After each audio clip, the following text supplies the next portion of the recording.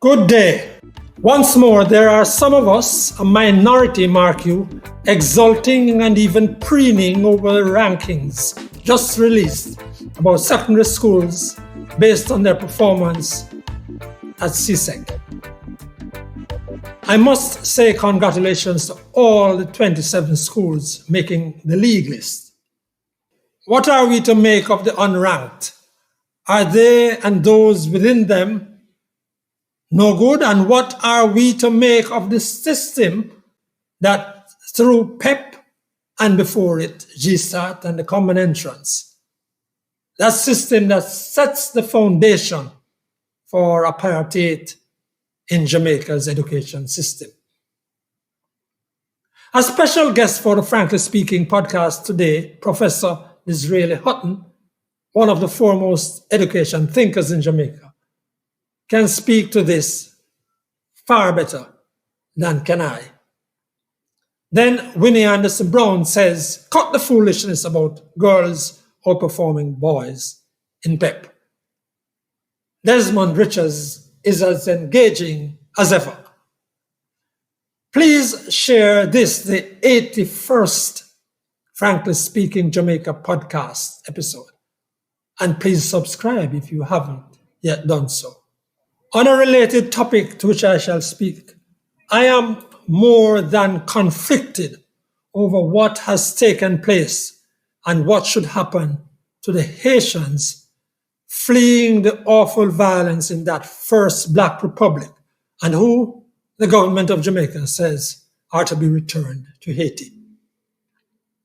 Here first, though, is UWI Professor Disraeli Hutton. The recent publication of Educate Jamaica of the rankings of secondary schools based on CSEC performance continues to cause trepidation among many Jamaicans.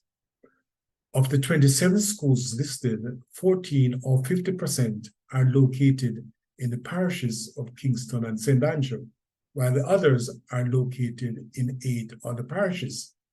4 parishes, including Portland, St. Thomas, St. Mary, and Hanover, did not figure in the rankings, and none of the upgraded secondary schools made the list. In fact, there are 211 secondary schools, and only 13% of these schools met the established ranking criteria. There are many factors at work that could explain this unacceptable performance, but what cannot be questioned is the fact that the education system needs a massive overhaul. The Jamaica Transformation Education Commission published its own rankings in 2021, which took into consideration the performance of both students and schools. The value-added approach has changed the picture somewhat and provided a more composite assessment of schools' performance. But in order to account for upgraded secondary school, rankings were provided for traditional and non-traditional schools. Without this division, the traditional schools would remain on top. The fact is that school rankings are based on the performance of students or the performance of students and schools when the value-added approach is considered. So we must solve the performance problem which starts at the early childhood level.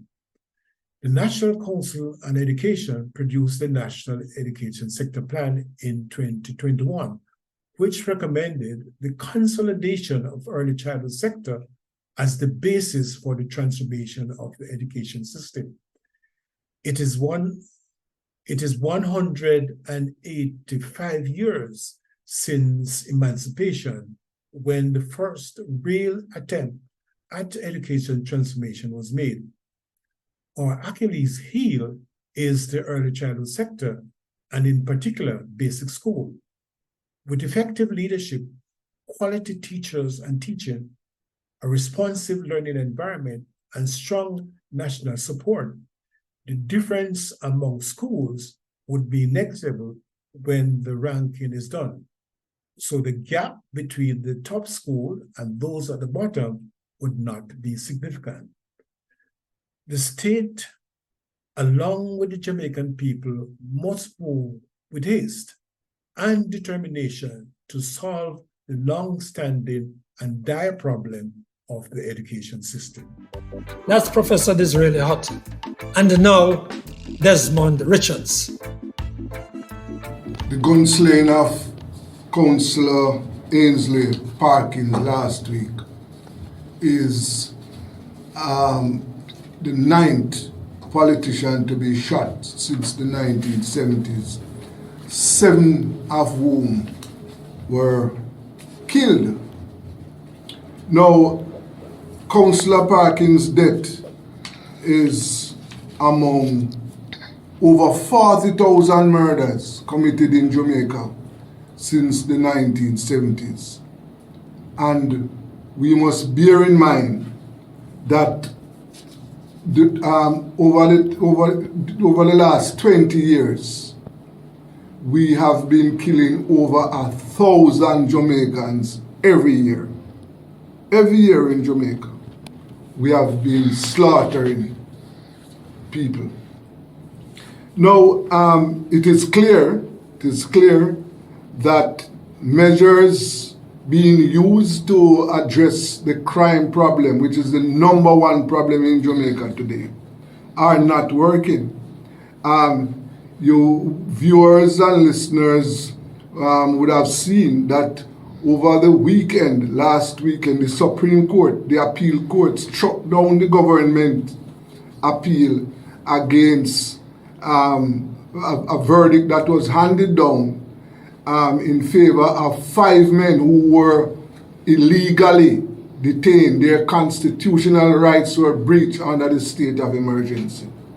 Now, there are hundreds of cases, there are possibility that hundreds of cases can be filed or will be filed in the court by persons who were detained under the state of emergency, which is being used as a crime fighting tool by the government, and it is not working out. Now, we are in a very, very precarious situation. All over the country, the crime problem is on us. I would argue that in order to become a society of peace with a moderate low crime, we must first create an environment of economic, social, and political justice for all. Now, unfortunately, the Jamaica in which we are living, we don't have those conditions right now. No. Too many people, too many Jamaicans are struggling to find bread. Too many Jamaicans are struggling to find housing.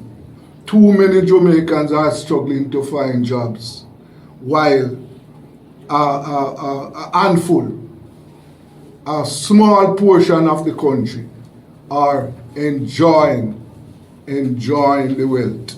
Yes, we have had economic growth, and we are having economic growth. What we need is economic development so that we can address the social, economic, and political issues facing the people. Until then, the suppressive moves, the suppressive measures being used to fight the crime problem have been used already in the past, and they have not worked, and they will not work today. That's Desmond Richards, journalist and founder of Rebel Radio Jamaica. Now to Winnie Anderson Brown. When the PEP results were released, there was a lot of talk bemoaning the fact that the girls outperformed the boys. And this is one time when I am tempted to make that sound. Duh! Boys mature later than girls. There's nothing wrong with the boys. What is wrong is the system that penalizes the boys and put the girls at an advantage. Nothing is wrong with the boys. The boys are just naturally who they are and how they are. So the system needs to cater to them. So it is not surprising that later on, the men are fewer than the women who graduate from university. And the irony of the whole situation is that the men help the women to outperform them at that level because a number of men are unwise enough to send women to university. They send their partners. I'm not talking about parents sending their children. You should send your children to university, not your partners. Now, I know that many people will disagree with me, but that's okay. Men should make sure that they take good care of themselves. I'm not encouraging laziness among men. Indolence is not acceptable. Being less than you can be is not acceptable either. But stop making it seem as if there's something wrong with the men. Nothing is wrong with them. It's a system that needs to cater to men as they are, not what you would like them to be. Men are just not women. Boys are just not girls. It seems obvious, but this constant talk about women outperforming men, it's time to stop it and allow the system to cater to our differences. That's Winnie Anderson Brown, educator and health facilitator. To end game. I have regard for international laws and conventions, but I do not accept and do not believe that the best we could have done for the 37 Haitians who landed here 2 weeks ago was to take the adults among them to court, find them, and then decide to deport them. Remember now, the 37 of them, 29 adults and 8 children, were piled into a 12-foot boat and had the compassion of Jamaicans when they landed hungry, dehydrated, and confused at Boston Beach, Portland on July 10. They had set off 3 days earlier for the United States, where so many Jamaicans have found refuge. It pains me to consider the speeches being made simultaneously by our own government operatives and the mandate to CARICOM to seek to rescue Haiti that continues to sink into a morass of poverty, disorder, and violence. I know Jamaica can legally send them back. I know we can't appear to open the floodgates for others to come this way, even if it's on their way to the US. But I don't believe for a second that we should have taken them to court for illegal entry, fine them a $7,000 apiece, and be sending them back home. Even as parts of downtown Kingston look more and more like the Port-au-Prince I saw 30 years ago, I feel ashamed at what we are doing to these Black Caribbean brothers and sisters. And I'm thankful that some Jamaicans have been standing by the Haitians and doing the best for them while they are detained at Robins Bay in St. Mary. Thanks again for joining for yet another Frankly Speaking Jamaica podcast. This is the 81st episode. Please share this podcast and subscribe if you have not yet done so. Special thanks to our regular commentators Desmond Richards and Winnie Anderson Brown, and also to guest presenter today, Prof Disraeli Hutton. I am Frankly McKnight. Until then,